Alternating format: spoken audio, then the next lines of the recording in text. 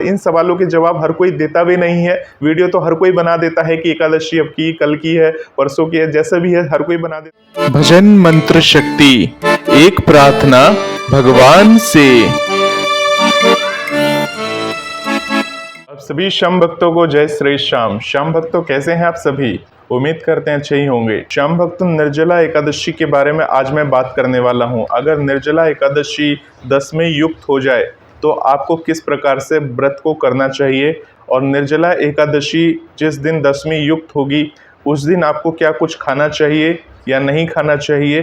कोई भी एकादशी 10वीं युक्त हो जाए तो उसके अगले दिन आपको क्या करना चाहिए, क्या नहीं करना चाहिए, व्रत कैसे करना चाहिए। निर्जला एकादशी के दिन निर्जल रहकर आपको व्रत किस प्रकार से रखना चाहिए, और निर्जला एकादशी में व्रत से पहले पानी कब तक पी लेना चाहिए।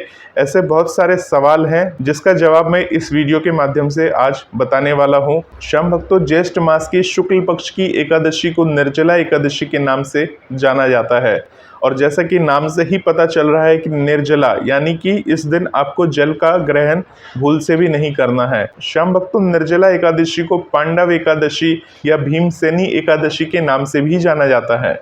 आप सभी को बता दें श्याम भक्तों, जो पांडवों में जो भीम थे वो खाने पीने के बहुत ज्यादा शौकीन थे और वो भूखे नहीं रह सकते थे। और जब वो बाकी पांडव भाइयों को देखते थे और द्रौपदी को देखते थे तो ये सोचते थे कि ये लोग तो एकादशी की व्रत रख रहे हैं, भगवान विष्णु को प्रसन्न कर रहे हैं, बदले में मैं क्या कर रहा हूँ, यानी मैं एक व्रत नहीं रख पाता हूँ। इस कारण से वो बहुत अधिक परेशान थे क्योंकि वो एक भी एकादशी का व्रत नहीं रख पा रहे थे, क्योंकि भीमसेन को ये लगता था कि वो एकादशी का व्रत न करके भगवान विष्णु का अपमान कर रहा है। इस दुविधा से उभरने के लिए भीम महेश्वरी वेदव्यास के पास चले जाते हैं। तब महेश्वरी वेदव्यास ने भीमसेन को शिक्षा दी और उन्हें ये बताया कि तुम अगर सारी एकादशी का व्रत नहीं रख सकते हो तो तुम साल में आने वाली सबसे बड़ी एकादशी यानी निर्जला एकादशी का व्रत अगर रखोगे तो तुम्हें साल की सभी एकादशियों के व्रत का फल प्राप्त होगा। यानी कि साल में 24 एकादशी आती है और अधिक मास लगने से बाकी की 2 एकादशी आती है, यानी कि 26 एकादशी आती है। उन सभी एकादशियों का फल सिर्फ निर्जला एकादशी व्रत करने से तुम्हें प्राप्त हो जाएगा।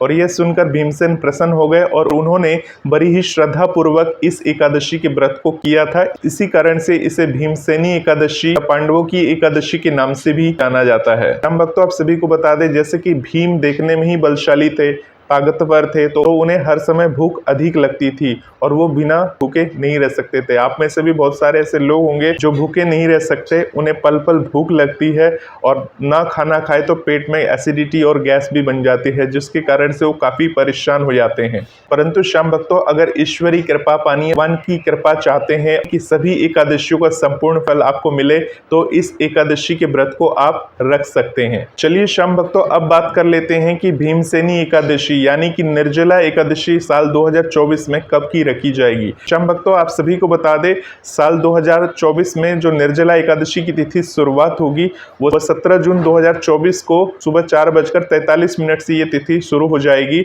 और ये तिथि जो समाप्त होगी 18 जून 2024 को 6:24 पर ये तिथि समाप्त हो जाएगी। यानी श्याम भक्तों, इस बार जो एकादशी होगी वो पूर्ण एकादशी होगी, यानी कि 17 तारीख को पूरे दिन की एकादशी होगी और 18 तारीख को ये जो एकादशी है सुबह में 6:24 पर समाप्त हो जाएगी, और 18 जून 2024 को सुबह 6:25 से द्वादशी तिथि प्रारंभ हो जाएगी। और ये द्वादशी तिथि जो रहेगी ये 19 जून 2024 को सुबह 7:28 तक ये तिथि रहेगी। श्याम भक्तों, अब बात आती है कि हमें व्रत किस दिन रखना है। श्याम भक्तों, वैसे तो व्रत पहले दिन ही रखा जाता है, परंतु इस एकादशी को यानी निर्जला एकादशी को 10वीं तिथि लग रही है, और 10वीं तिथि क्या होती है, कब लगती है, इसके बारे में मैंने पहले ही वीडियो बना दिया है। उस वीडियो को आप जाकर देख सकते हैं कि 10वीं युक्त एकादशी व्रत आपको क्यों नहीं करना चाहिए।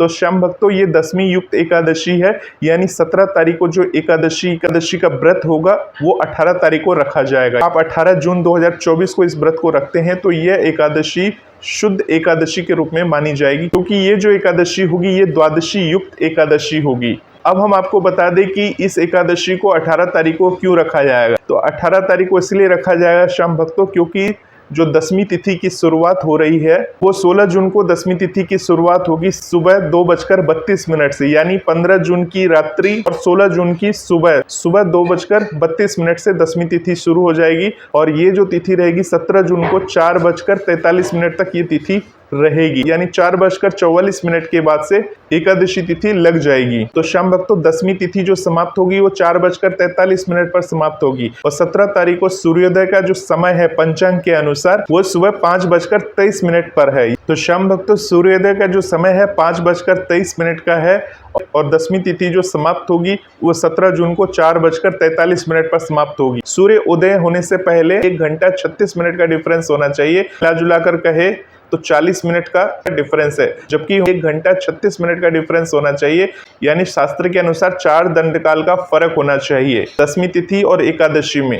अगर ये फर्क हो जाता तो ये 10वीं युक्त एकादशी नहीं कहलाती। इस हिसाब से आपको जो व्रत है वो 18 जून को रखना चाहिए। तो श्याम भक्तों अगर आप 18 जून को इस व्रत को आप रखेंगे तो इस व्रत का जो पारण होगा वो 19 जून को सुबह 5:23 से लेकर सुबह के 7:28 के अंदर आपको इस व्रत का पारण कर लेना है, निर्जला एकादशी व्रत का पारण कर लेना है। श्याम भक्तों 10वीं युक्त एकादशी का व्रत क्यों नहीं करना चाहिए इसके बारे में मैंने पिछली वीडियो में बता दिया है। साल 2024 की अपरा एकादशी भी 10वीं युक्त एकादशी थी। उसी वीडियो में मैंने ये बताया है कि 10वीं युक्त एकादशी व्रत को क्यों नहीं करना चाहिए। अगर नहीं जानते तो इस वीडियो को पूरा होने के बाद जरूर देखिएगा। मैं इस वीडियो की डिस्क्रिप्शन बॉक्स में उस वीडियो का लिंक डाल दूंगा। जो हर बार एकादशी का व्रत रखते हुए चले आ रहे हैं और वो निर्जला एकादशी व्रत को भी अगर रखते हैं तो ऐसा माना जाता है कि जो 12 साल की एकादशी है उस एकादशी का फल उसे प्राप्त होता है। परंतु जो पहली बार इस एकादशी के व्रत को रख रहा है उसे साल की पूरी 24 एकादशियों का फल इस व्रत से मिलता है। श्याम भक्तों बहुत सारे लोग 17 तारीख की भी व्रत रखेंगे, 18 तारीख की भी व्रत रखेंगे। तो जो 17 तारीख की व्रत रखेंगे यानी जो 2 दिन व्रत रखते हैं तो व्रत रखने के लिए काफी पावर भी चाहिए, एनर्जी भी चाहिए। यानी अगर आप 2 दिन के व्रत को रखने के लिए सोच रहे हैं, यानी जिस दिन 10वीं युक्त एकादशी है उस दिन आपको क्या खाना चाहिए। तो श्याम भक्तों निर्जला एकादशी के दिन आपको निर्जल रहकर व्रत रखना है। यानी जिस दिन व्रत है 18 तारीख को उस दिन तो आपको बिल्कुल निर्जल रह के ही व्रत रखना है, परंतु निर्जल एकादशी से एक दिन पहले यानी जिस दिन 10वीं युक्त एकादशी है उस दिन क्या करना है, उस दिन क्या खाना है।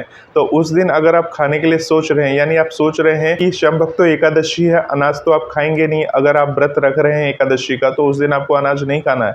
तो यानी पूरे दिन फल खा के भी नहीं रह सकते, जल को भी ग्रहण करना है क्योंकि निर्जला एकादशी है। अगले दिन का आप व्रत रख रहे हैं तो एक दिन पहले यानी जो 10वीं युक्त एकादशी है यानी उस दिन अगर आप व्रत नहीं रख रहे हैं तो उस दिन आप जल का सेवन कर सकते हैं, परंतु अन्न का ग्रहण आपको नहीं करना है। परंतु आपका जो मेन व्रत होगा वो 18 तारीख को होगा और एकादशी है तो एकादशी का भी आप पालन कर रहे हैं। तो इसी कारण से उस दिन आपको क्या खाना चाहिए, उस दिन आप फलाहार कर सकते हैं। यानी पूरे दिन तो फलाहार नहीं कर पाएंगे, फल के ऊपर अगर आप जल वगैरह लेते हैं तो भी दिक्कत की बात है, समस्या वाली बात है। तो आपको क्या करना चाहिए, यानी 10वीं युक्त एकादशी का व्रत नहीं रख रहे हैं परंतु एकादशी की व्रत का पालन भी कर रहे हैं, एकादशी की नियमों का भी पालन कर रहे हैं। चूंकि एकादशी के दिन अन्न खाना वर्जित होता है, यानी आप उस दिन कूटू के आटे से बनी हुई चीजों का प्रयोग कर सकते हैं, सिंघाड़े के आटों से बनी हुई चीजों का प्रयोग कर सकते हैं। परंतु श्याम भक्तों जहां से भी आप कूटू का आटा ले आप ध्यान पूर्वक ले, खुला आटा भूल से भी ना खरीदे, क्योंकि आपने सुना होगा कूटू के आटा को खाने से कई लोग बीमार पड़ जाते हैं, क्योंकि कूटू का आटा ऐसा आटा है जिसे व्रत में ही खाया जाता है। सिंघाड़े का आटा जो होता है वो व्रत में ही खाया जाता है।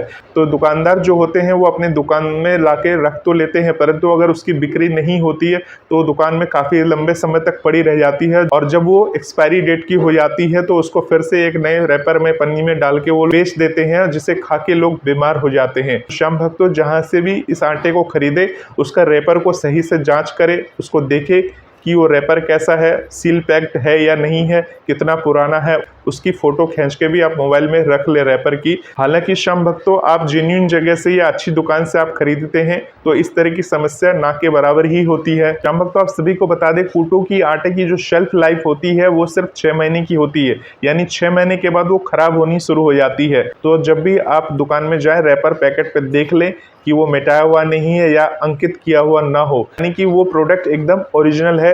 खराब वाली चीज ना लें, जो जान पहचान के दुकानदार है वहीं से इन चीजों को आपको खरीदना चाहिए और खुला आटा तो भूल से भी नहीं लेना चाहिए क्योंकि ऐसे आटा में भी आजकल मिलावट होने की संभावना बनी रहती है। श्याम भक्तों, अगर कुट्टू के आटा को सही तरह से स्टोरेज ना किया जाए तो 6 महीने के बाद ये खराब होनी शुरू हो जाती है।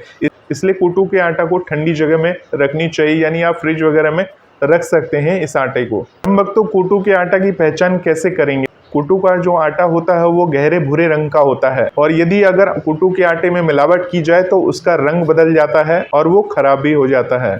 अगर कुट्टू के आटे में मिलावट होगी तो उसका रंग हल्का ग्रे दिखाई देगा या हल्का हरा दिखाई देगा।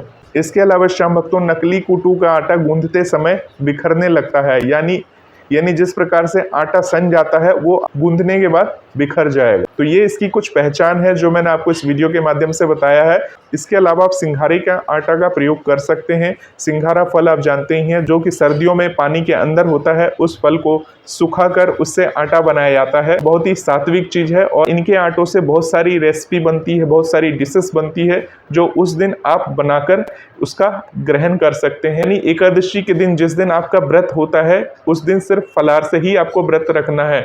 यानी नॉर्मल एकादशियों में आपको फलाहार से व्रत रखना है। यानी श्याम भक्तों, एकादशी के दिन फल के साथ व्रत रखा जाता है। उस दिन अन्न वगैरह कुट्टू के आटा से बनी हुई कोई भी चीज नहीं खानी चाहिए। परंतु जो दशमी युक्त एकादशी है, जिस दिन आप व्रत नहीं रख पा रहे हैं, एकादशी के पालन को ध्यान में रखते हुए आपको मैं इस वीडियो के माध्यम से ये बता रहा हूँ कि इस दिन आप इन चीजों को ग्रहण कर सकते हैं। तो आप खाएंगे और उसके साथ इन चीजों को अगर आप खाते हैं तो आपका उस दिन हाजमा सही रहता है और फिर अगले दिन जिस दिन शुद्धा एकादशी है, उस दिन आप पूरे दिन का व्रत रखिए, निर्जल रहकर व्रत रखिए। निर्जला एकादशी में ही बिना पानी पिए हुए व्रत रखा जाता है।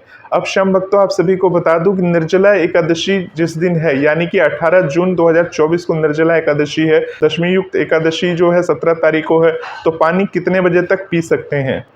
तो श्याम भक्तों, आप सभी को बता दूं, ब्रह्म मुहूर्त होने से पहले आपको पानी पी लेना है। यानी आप कोशिश करेंगे 2 से 3 बजे के अंदर आपको पानी वगैरह पी लेना चाहिए, ताकि निर्जला एकादशी वाले दिन आपको प्यास न लगे। और अपने मन को इस काबिल बनाइए, इस प्रकार से कठोर बनाइए, आप बिल्कुल दृढ़ शक्ति के साथ इस व्रत को पूरा कर सके, कंप्लीट कर सके। और 19 तारीख की सुबह 7:28 के अंदर आपको व्रत का पारण कर लेना है। सिर्फ 2 घंटे का पारण का आपको समय मिलेगा। उसके बाद व्रत का पारण ना करें, नहीं तो संपूर्ण फल नहीं मिलता है। इस दिन श्याम भक्तों, व्रत का पारण आप कैसे करेंगे? तो व्रत का पारण करने के लिए आपको अपने घर में सुबह जल्दी उठकर पूजा पाठ कर लीजिए। पूजा पाठ करने के बाद फल वगैरह जो है उसे अपने घर के मंदिर में भोग लगा दीजिए। हो सके तो नजदीकी मंदिर में भी जा सकते हैं। अगर समय ना मिले तो घर में ही पूजा पाठ करके किसी गरीब को भोजन करा सकते हैं, को फल वगैरह ग्रहण करा सकते हैं। और उसके बाद भगवान को प्रणाम करके भगवान से आशीर्वाद लेके अपने इस व्रत का पारण कर सकते हैं। श्याम भक्तों, अगर आपने आज तक कोई भी एकादशी व्रत नहीं किया है तो इस एकादशी की व्रत से आप अपने व्रत की शुरुआत कर सकते हैं। श्याम भक्तों, एकादशी का अगर आप व्रत रख रहे हैं, यानी निर्जला एकादशी का व्रत रख रहे हैं या किसी भी एकादशी का आप व्रत रखें, तो सबसे पहले यह ध्यान रखें, जब 10वीं तिथि लग जाती है तो 10वीं तिथि में दिन में आपको भोजन लेना चाहिए। रात्रि के समय भोजन नहीं करना चाहिए। और अगर आप करना चाहते हैं तो दूध और बिस्किट आप उस दिन ले सकते हैं। अगले दिन अगर 10वीं युक्त एकादशी है तो उस दिन आपको क्या खाना चाहिए, क्या नहीं खाना चाहिए, वो मैंने आपको बता दिया है। चूंकि व्रत आप एक दिन बाद रखेंगे तो उस दिन आप इस व्रत को श्रद्धा पूर्वक, नियम पूर्वक रखें। और जो बीमार है, जो शारीरिक स्थिति जिनकी सही नहीं है, तो वो इस व्रत को ना ही करें तो उनके लिए अच्छा है। परंतु अगर आपके अंदर दृढ़ संकल्प है, दृढ़ शक्ति है कि नहीं मुझे इस व्रत को करना ही करना है, तो आप इस व्रत को करके मोक्ष की प्राप्ति कर सकते हैं। तो श्याम भक्तों, इस वीडियो के द्वारा मैंने वो सारी टॉपिक कवर करने की कोशिश की है जो आप सभी के काफी सारे सवाल होते हैं। इन सवालों के जवाब हर कोई देता भी नहीं है। वीडियो तो हर कोई बना देता है कि एकादशी अब की, कल की है, परसों की है, जैसा भी है हर कोई बना देता है। तो मैंने अपने स्तर पर आपको संपूर्ण जानकारी देने की कोशिश की है। इसके अलावा भी अगर आपकी मन में शंका है, डाउट है किसी भी तरह से, तो आप हमें कमेंट बॉक्स के माध्यम से पूछ सकते हैं। मिलते हैं श्याम भक्तों एक नए वीडियो के साथ। तब तक के लिए आप सभी श्याम भक्तों को जय श्री श्याम।